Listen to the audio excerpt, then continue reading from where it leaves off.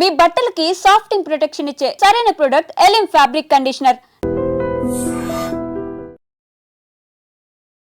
నమస్కారం, welcome to I dream. ధర్మ మార్గం విత్ విజిత కార్యక్రమానికి స్వాగతం.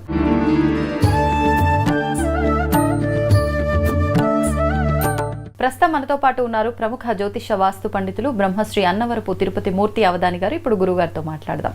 నమస్కారం గురుగారు. ఓం శ్రీ మహాగణాధిపతయే నమః. గురుగారు, ప్రతి ఒక్కరిలోనూ ఒక సొంత ఇంటి కళ అనేది ఉంటుంది. మాకంటూ ఒక సొంత గృహం ఉండాలి, ఎన్ని రోజులని చెప్పి కిరాయిలలో ఉంటాము అని చెప్పి ఆలోచన ప్రతి ఒక్కరిలో ఉంటుంది. కానీ అంటే వాళ్ళ ఫైనాన్షియల్ స్టేటస్ని బట్టి కొంతమంది కొనుక్కోగలుగుతారు, కొంతమంది కొనుక్కోలేరు. అలాంటి వాళ్ళు చాలా బాధపడుతుంటారు. అన్నీ ఉండి కూడా ఆ ప్రాసెసింగ్లని అది ఇది అని చెప్పి ఆలస్యం అవుతుండే వాళ్ళు ఉంటారు. అరే మా దగ్గర కొనుక్కోవాలంటే డబ్బు లేదే దానికి తగ్గట్టుగా అని బాధపడే వాళ్ళు ఉంటారు. ఏదైతేనేంటి వాళ్ళ కళని వాళ్ళు నెరవేర్చుకోలేకపోతూ ఉంటారు. అటువంటి వారు త్వరగా వాళ్ళ కళని నెరవేర్చుకొని ఆ సొంత ఇంట్లో గృహప్రవేశం చేసే అవకాశం రావాలి అంటే ఏదైనా విధానం ఉందా? మీరు అన్న వాళ్ళు ఎవరైనా ఉన్నారు అంటే అటువంటి వాళ్ళు చాలా అదృష్టవంతులు అంటాను నేనైతే. దేనికండి?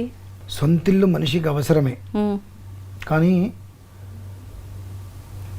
సొంతింటి కోసం ప్రయత్నం చేసి కొండనాలికి మందు వేయి ఉన్న నాలుగని చెడగొట్టుకున్నంత ఇబ్బందులు పడతారు. ఎలా? ఎందువల్లంటే అమ్మా, ఇవాళ మనకు కిరాయికి ఇల్లు దొరుకుతున్నాయి.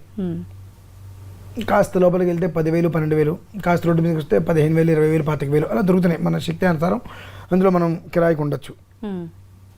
ఒక ఇల్లు మనం కొనుక్కుంటున్నాము అని అంటే మన దగ్గర 60 లక్షలు ఉంటే 20 లక్షలు 10 లక్షలు లోన్ పెట్టట్లా.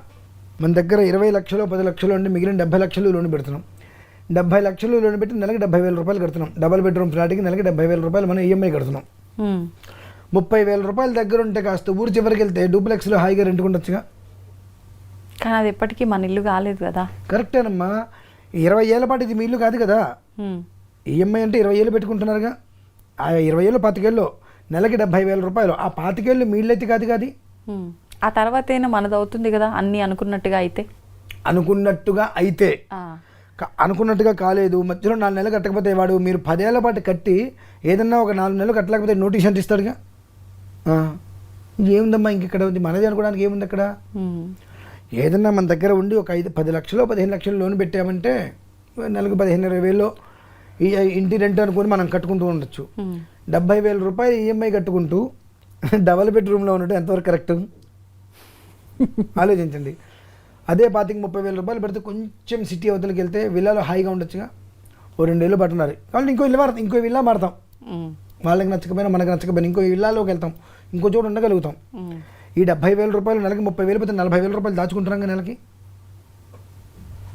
కాదంటారా? నెలకి 40,000 దాచుకుంటున్నాం. సుఖవంతమైన జీవితం అయితే అక్కడ ఉంది కదా. 70,000 రూపాయలు ఈఎంఐ కట్టుకుంటూ నెల తిరిగేటప్పటికి ఏం చేయాలో తెలియక కట్టిన 70,000 రూపాయల్లో అసలులో మీకు 5,000 కూడా పోవట్ల, మొత్తం వడ్డీలోకి వెళ్ళిపోతుంది. బ్రతికినంతకాలం వాళ్ళని పోషించడం కోసమే మనం కష్టపడుతున్నాం. మొదట్లో 20 లక్షలు కట్టాం, తర్వాత 70 లక్షలు తీసుకున్నాం. 20 లక్షల రూపాయలకి రూపాయి వడ్డీ తప్పని 20,000 రూపాయలు పోయినట్టే మనకు. తర్వాత 70,000 రూపాయలు వడ్డీ కడుతున్నాం అంటే 90,000 రూపాయలు నెలకి మనం లాసు. ఆ 20 లక్షలే మన దగ్గర ఉన్నాయి. వాటిని ఫిక్స్డ్ చేసుకుంటే నెలకు ఒక 20,000 వస్తాయిగా. సపోజ్ అనుకుందాం, ఆ 20,000 రూపాయలకి ఇంకో 5,000 రూపాయలు కాదనుకుంటే బ్రహ్మాండంగా ఇండిపెండెంట్ హౌస్లోనో లేదంటే కనుక విల్లానో మంచి ఫ్లాట్లో అపార్ట్మెంట్లోనో తీసుకుని రెంట్కు బ్రహ్మాండంగా ఉండొచ్చు కదా. కన్ను పోయింది కాటికి ఎందుకు? ఎందుకంటే ఇవాళ చేసే ఉద్యోగాలు ఎంతవరకు స్థిరంగా ఉంటుందో తెలియదు. నాకు ఇవాళ 1,00,000 రూపాయలు వస్తున్నాయి అనుకుంటాం, 50 లక్షలు లోన్ పెట్టి ఇల్లు తీసుకుంటాం. వచ్చే నెల అవతల వచ్చిన నెల ఎంతవరకు ఉంటుందో ఊడుతుందో తెలియని పరిస్థితులు వాస్తవం. అంటే ఇప్పుడు ఉన్నటువంటి తరుణంలో పిల్లలందరూ కూడా సొంతిల్లు కావాలి, పులిని చూసి నక్క వాత పెట్టుకుందంటారు చూసారండి. ఆ రకంగా ఎవడో ఏదో అనుకుంటాడు అని చెప్పి సొంతిల్లు కావాలని చెప్పి అప్పులు చేసి సొప్పులు చేసి లోన్లు పెట్టి ఇల్లులు తీసుకొని ఈ నవ్విన వాళ్ళు ఎవరు మనకు రేపు ఒక నెల ఈఎంఐ కట్టరు, ఒక నెల ఈఎంఐ కట్టరు. ఒకవేళ కర్మ ప్రార్థం బాలేక ఇల్లు ఈఎంఐ కట్టలేక ఏదన్నా జరిగి వాళ్ళు తీసేసుకుంటే వీడికి ఎంత గొప్పతనం దేనికి, అంత బలుపు దేనికి, ఉన్న దాంట్లో జాగ్రత్తగా ఉండొచ్చు, ఇంత అవసరమని వీళ్ళే మళ్ళీ అంటారు. ఇప్పుడు సార్ నీకు సొంత ఇల్లు లేదా అన్న వాళ్ళే పోగొట్టుకున్నాళ్ళే అని 2 మాటలు వాళ్ళే మాట్లాడతారు. కాబట్టి ఎవడో ఏదో మాట్లాడతారని చెప్పి నీ జీవితాన్ని నువ్వు పాడు చేసుకోవద్దు. నీకు ఎంత వస్తుంది, నేను ఎంత వ్యవస్థ చేసుకోగలను, నా జీవితానికి విధానం ఏంటి, నాతో పాటు ఉండేది ఎవరు, నిలబడి ఉండేవాళ్ళు ఎవరు అర్థం చేసుకోండి. దాన్ని అనుసరించి మనం వెళ్ళామనుకోండి, 15,000 రూపాయలు డబుల్ బెడ్రూమ్ తీసుకున్నది హ్యాపీగా అనిపించిందా? న్యాయంగా అనుకుందాం. మీ దగ్గర నిజంగా 50 లక్షలు చేతిలో ఉన్నాయి, 20 లక్షలు ఉంటే నాకు ఇల్లు వస్తుంటే లోనికి వెళ్ళండి అంతే. అది మీకు 20,000 రూపాయలకి ఈఎంఐ అనేటువంటిది రెంట్ కడుతున్నట్టే ఉంటుంది, పెద్ద ఇబ్బంది ఉండదు. కానీ మనం ఎప్పుడైతే కనుక మన స్థాహతకి మించి ఈఎంఐకి వెళ్తామో, మీరు 10 ఏళ్ళు కట్టినా 25 ఏళ్ళు కట్టినా ఇంకొక సంవత్సరంలో పూర్తవుతుంది అన్నా 4 నెలలు కట్టకపోతే వాడు ఇంటికి నోటీస్ పంపిస్తాడు. ఇంటి ఓనర్ అనుకో, ఇక ఇంకో ఇంటికి వెళ్తాం మనం, వాడు నోటీస్ ఇంటి ముందు పెడితే ఎంత అవమానం అది అందరి ముందు. కాబట్టి నేను సాధ్యమైనంత వరకు కాస్త కష్టమో నష్టమో అద్దెంట్లో ఉండటమే ఉత్తమమో అంట. కాదండి మా దగ్గర డబ్బు ఉంది, తీసుకోలేకపోతున్నాం, అనేక అడ్డంకులు వస్తున్నాయి. అప్పుడు ఏంటంటే ఎందుకు తీసుకోలేకపోతున్నాయి, ఆ స్వగృహ యోగం ఉన్నదా లేదా? విశ్వకర్మణ హవిషా వర్ధయస్వత్రాత రమీంద్రం అకృణోరవద్యం తస్మై విషస్సమనమంత పూర్వీ రయి ముగ్రో విహవ్యో యథాసతు అని కొన్ని మంత్రాలు ఉంటాయి.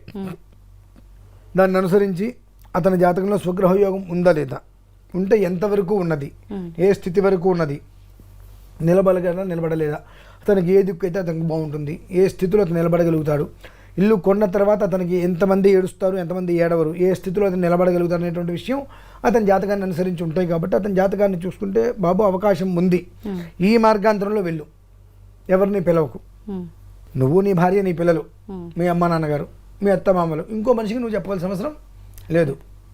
వాళ్ళని పిలుచుకో, హాయిగా ఇంటికి వెళ్ళు, పాలు పొంగించుకో, కొబ్బరికాయ కొట్టుకో, అందరు కలిసి ఇంట్లో భోజనం చేయండి అంతే. 10 మందిని పిలిచి మంచి ఘనంగా గృహప్రవేశం చేసి అందరూ వచ్చి, అందరి కళ్ళు ఒకే రకంగా ఉంటాయి లేదు, అందరూ రకరకాల కళ్ళు పెట్టి, ఆ తర్వాత నీకేదో కష్టం వచ్చి ఈ తిన్న వాళ్ళందరూ వచ్చి నానా రకాల మాటలు మాట్లాడేవారే, ఈ వచ్చే వాళ్ళందరూ కూడా ఎంతమంది ఏడుస్తూ వస్తున్నారో మనకు తెలియదు, ఎంతమంది మన మీద ప్రేమతో వస్తారో మనకు తెలియదు. 10 మందిలో 2-3 మన మీద ప్రేమతో వస్తారు, మిగిలిన 7 కూడా వీడు ఎలా బ్రతుకుతున్నాడు, ఎలా కట్టాడు, వాళ్ళ ఇల్లు ఎలా ఉంది, ఎలా నిలబడతాడు అనేటువంటి ఒక రకమైనటువంటి కుతంత్రమైన ఆలోచనతో వస్తారు. కాబట్టి ఎవరిని పిలవాల్సిన అవసరం లేదు. ఇల్లు కట్టుకొని 20 లక్షలు అప్పు చేసి లోన్ పెట్టుకొని మళ్ళీ 3 లక్షలు నువ్వు అప్పు చేసి గృహప్రవేశం అవసరం ఉందా నీకు? ఉందా? లేదుగా. ఆ 3 లక్షలు ఉంటే ఓ సంవత్సరం నీకు ఈఎంఐకి వెళ్ళిపోతాయి డబ్బులు. 3 లక్షలు పెట్టి గృహప్రవేశం చేసి అందరికీ బ్రహ్మాండంగా పిలిచి బట్టలు పెట్టావు, ఏదో ఒక నెల నీకు ఇబ్బంది వచ్చింది, వచ్చిన వాళ్ళు ఎవరైనా నీకు ఒక నెల ఈఎంఐ ఇస్తారా? ఎందుకన్నటువంటి వాళ్ళ గురించి మనం ఆలోచించడం. వాడేదో అనుకుంటాడు, వీదేదో అనుకుంటాడు అనుకుంటే మనకు జీవితం లేకుండా పోతుంది. అనుకునేవాడు 24 గంటలు అనుకుంటూనే ఉంటాడు, వాడి గురించి మనం పట్టించుకుంటే మనకు జీవితం లేకుండా పోతుంది. మంచిది నీ బ్రతుకంతా అనుకోవటమే కదా, అట్లా అనుకుంటూనే బ్రతుకు. ఎదుటి మనిషి చూస్తే ఏడుస్తూ జీవితాంతా కులిపో, నాకు అవసరం లేదు, నేను చేయగలిగింది నేను చేయదలుచుకుంది నీకు చెప్పాల్సిన అవసరం లేదు, నేను చేసుకుంటూ పోతా. అలా వెళ్ళిపోయినప్పుడు ఆ స్వగ్రహం కొన్న ఎవరికి చెప్పకుండా నీ ఇంట్లో నీ 4 కుటుంబంలో 4 మాత్రమే చెప్పుకుంటూ హాయిగా వెళ్తే ఎవరి ఎడుపులు మీద పడవు. ఎందువల్ల నా పిల్లని చిన్న ఎట్లాగో ఏడవడు, నా కూతురు సుఖపడుతుంది అనుకుంటారు, తల్లిదండ్రులు ఏడవరు, నా కొడుకు బాగున్నాడు అనుకుంటారు, అంతే చాలు, ఇంకెవరిని పిలవద్దు. తిత్మ వాళ్ళు ఏడుస్తారు అంటే ఏడుస్తారని మనం చెప్పడం, ఏడవరు అని మనం చెప్పలేం. అంటే మనం చెప్పకపోయినా, వాళ్ళని ఇన్వైట్ చేయకపోయినా వాళ్ళకైతే మనం కొనుక్కున్నాం అన్న విషయం తెలుస్తుంది కదా. అవసరం ఏముంది అంటున్నా. ఎన్ని రోజులను మనం చెప్పకుండా, మనం చెప్పకపోయినా ఏదో రకంగా బయటపడే అవకాశం ఉండదా? ఇప్పుడు నేను ఇల్లు కొనుక్కున్నాను అనుకోండి, సపోజు నేను చెప్తే తప్ప ఎవరికి తెలియదుగా. ఇల్లు మారి అద్దెంట్లోకి వెళ్ళానని చెప్తా, నేను కొన్నానని చెప్తే ఇక మీకు తెలిసేది. నేను కొన్నానని చెప్పకుండా పెద్ద విల్లాలోకి వెళ్తే రెంట్కి ఇచ్చాను 30,000 40,000 రెంట్కి తీసుకున్నాను అంటారు. మరి అనుకుంటారుగా, మేనేజ్ చేసుకో. ఎవరు చెప్తారండి అట్లా, లేనిదే ఉన్నట్టుగా. అదే అంటున్నా, దారిపోయి దరిద్రాన్ని మొత్తం నెత్తి మీద పెట్టిన రకం మనం. కంప మీద ఉన్న కంప మొత్తం తీసుకొని ముక్కు రాసుకునే రకాలు మనం. కాబట్టి దానికి తగ్గట్టుగా నా కర్మ కూడా మనమే అనుభవించాలి. సొంతిల్లు యోగ్యత ఉంటే కొనుక్కుంటామయ్యా. వీడి సొంతిల్లు కొనుక్కోలేదట, కొనుక్కోలేదు మంచిది, కొనుక్కున్నాం ఎంతమందిని ముంచాడో, వీడు సొంతిల్లు కొన్నట్ట, 2 ప్రమాదమే.